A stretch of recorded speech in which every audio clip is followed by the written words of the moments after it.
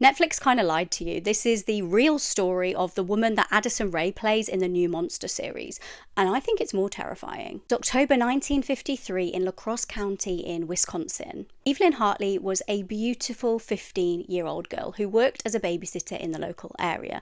Now, she looked nothing like Addison Rae. I mean, Addison Rae looks absolutely great in the series, but I don't think she looks anything like her. She was a sophomore in high school, and she was the daughter of a biology professor. She was a very, very responsible girl, very intelligent, wise beyond her years. She was very kind, very caring, and made the perfect local babysitter. But on October the 24th, she went round to a family friend's home to babysit. This was the Rasmussens, and they had a little daughter and a slightly older daughter, but they were going somewhere that evening with the older daughter.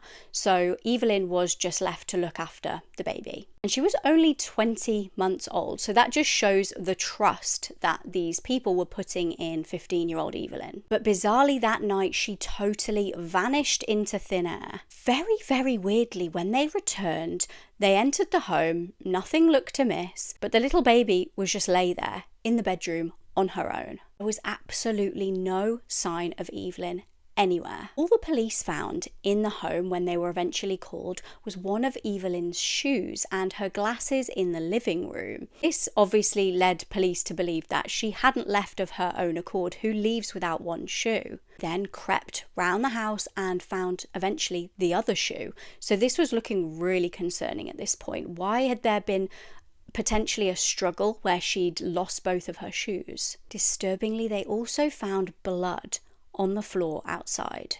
This was obviously terrifying. Evelyn definitely didn't do anything to herself.